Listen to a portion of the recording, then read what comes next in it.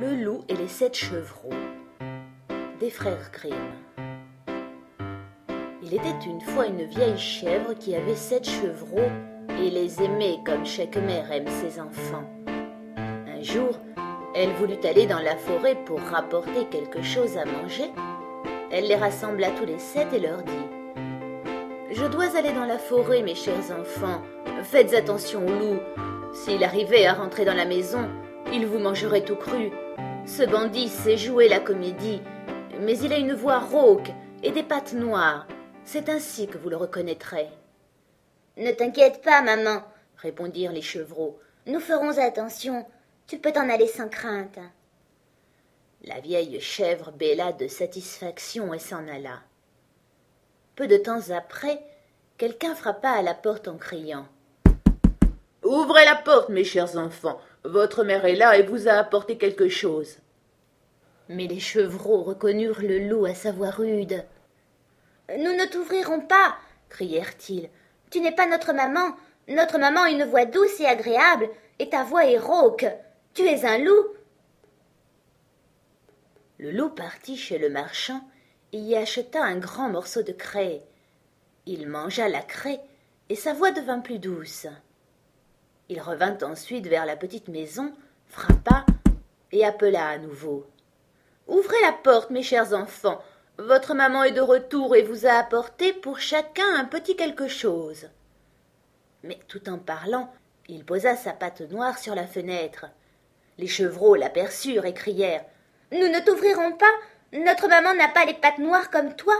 Tu es un loup. » Et le loup courut chez le boulanger et dit : « Je me suis blessé à la patte.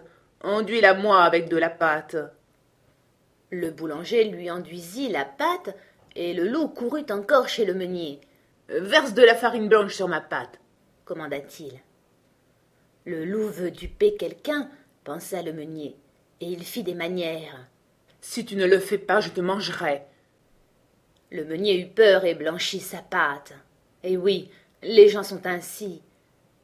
Pour la 3e fois, le loup arriva à la porte de la petite maison, frappa et cria : « Ouvrez la porte, mes chers petits.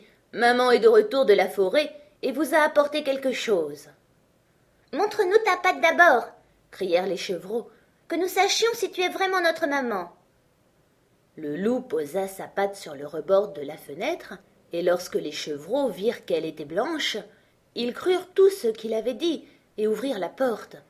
Mais c'est un loup qui entra. Les chevreaux prirent peur et voulurent se cacher. L'un sauta sous la table, un autre dans le lit, le 3e dans le poêle, le 4e dans la cuisine, le 5e s'enferma dans l'armoire, le 6e se cacha sous le lavabo et le 7e dans la pendule. Mais le loup les trouva et ne traîna pas. Il avala les chevreaux l'un après l'autre. Le seul qui ne trouva pas était celui caché dans la pendule. Lorsque le loup fut rassasié, il se retira, se coucha sur le prévert et s'endormit. Peu de temps après, la vieille chèvre revint de la forêt. Oh, quel triste spectacle attendait à la maison! La porte grande ouverte, la table, les chaises, les bancs renversés, le lavabo avait volé en éclats, la couverture et les oreillers du lit traînaient par terre. Elle chercha ses petits, mais en vain. Elle les appela par leur nom, l'un après l'autre, mais aucun ne répondit. C'est seulement lorsqu'elle prononça le nom du plus jeune qu'une petite voix fluette se fit entendre. « Je suis là, maman, dans la pendule. » Elle l'aida à en sortir, et le chevreau lui raconta que le loup était venu et qu'il avait mangé tous les autres chevreaux. Imaginez combien la vieille chèvre pleura ses petits. Toute malheureuse, elle sortit de la petite maison et le chevreau courut derrière elle. Dans le pré, le loup était couché sous l'arbre et ronflait à en faire trembler les branches.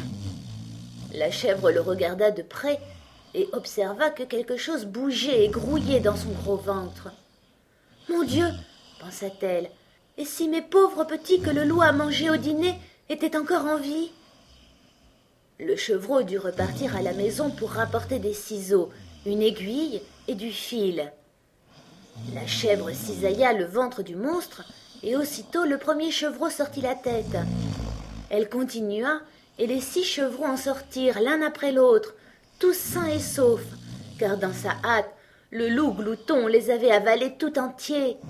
Quel bonheur! Les chevreaux se blottirent contre leur chère maman, puis gambadèrent comme le tailleur à ses noces. Mais la vieille chèvre dit « Allez les enfants, apportez des pierres aussi grosses que possible. Nous les fourrerons dans le ventre de cette vilaine bête tant qu'elle est encore couchée et endormie. » Et les 7 chevreaux roulèrent les pierres et enfarcirent le ventre du loup jusqu'à ce qu'il soit plein. La vieille chèvre le recousit vite, de sorte que le loup ne s'aperçut de rien et ne bougea même pas. Quand il se réveilla enfin, il se leva, et comme les pierres lui pesaient dans l'estomac, il eut très soif. Il voulut aller au puits pour boire, mais comme il se balançait en marchant, les pierres dans son ventre grondaient. « Cela grogne, cela gronde, mon ventre tonne, j'ai avalé 7 chevreaux, n'était-ce qu'une illusion ?» Il alla jusqu'au puits, se pencha et but.